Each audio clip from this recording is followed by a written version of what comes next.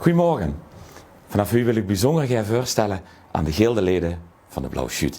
De Manslu mocht de komende 5 dagen verder vastlovend met door het Limburgse, het Belgische en het Duitse Nageland trek.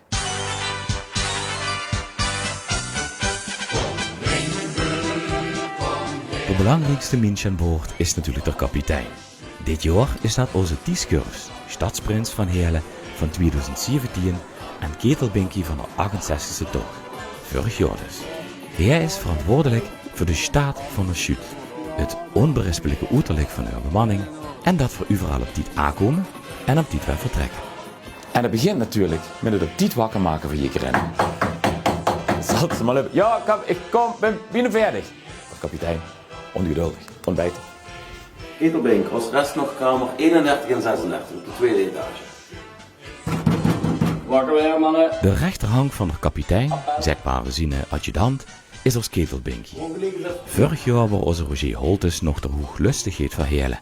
Maar dit jaar mocht hij gans onderaan beginnen. Dus helpen met het wekken van de bemanning, poetsen van de schoen, want in het er toch net zo chic en stram opsteekt als de kapitein die wünscht, opruimen van de chute tussen aanlegplaatsje in, de hot afnemen van jekere chutemaan met de orde kiet en natuurlijk jekeren helpen en assisteren waar nodig. En want voor dat iemand nog gegeten hebben, is het woord aan onze moeilijkmaker, de Huub Lene. Hij kijkt samen met de kapitein terug op gisteren en neemt ons mee door het programma van Hu. Van Lanneke gaan we naar Voelender. We voelen naar Sint-Joos. Sint-Joos naar Eck. Van Eck naar Beek en daarna naar Sint-Truiden. Dus we hebben een hele mooie dag. Er kan veel gekaart werden, want we zijn veel onderweg. Aan ons programma gunt monden van vuurbereiding vuur af. De route van Jekerentocht wordt tijdens onze vergaderingen in de Schelmentoren door het jaar heen vastgelegd. De tweede en derde zondag vuurde toch nu de gevierde verenigingen en de hooglustigheden van alle aanlegplaatsen uit voor de draaiboekbespreking. Everie komen ze op een van die 2 dagen bij ons op bezoek. Terwijl de chutemannen de gasten vermaken en voorzien van eten en drinken in ons gezellige café, zoeken de hooglustigheden en het bestuur het in verdieping hoger op. Daar wordt in het diepste geheim besproken wat er allemaal speelt in de aanlegplaatsje. Wie wordt gepeerskutteld en wie kiet de ezelsoeren. Een van de wichtigste dingen van de tocht is namelijk het gesteggel met de plaatselijke autoriteiten. In alle stadhuizen geeft de burgemeester van Deens af op Heerlen, hoe volgens hun nooit schat goed of richtig is.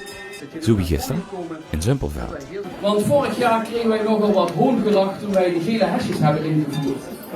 En kijk vandaag de dag, tot in Parijs hebben ze zelfs gele hesjes. Overal gele hesjes. Dus ja, wij lopen wat dat betreft op de trend vooruit. En wellicht dat goed voorbeeld goed doet volgen, dat ze in heel ook daadwerkelijk eindelijk eens wat van dat centrum gaan maken. En nu, Elanneke en Voelen. Eigenlijk voor dat je ook eens het vrouwentuin loopt op een schie. Hij in Landen hebben ze dat in elk geval goed geregeld. Bij ons in het Chippencollege zitten meer vrouwen als mannen. Hij wordt pas haar gewerkt.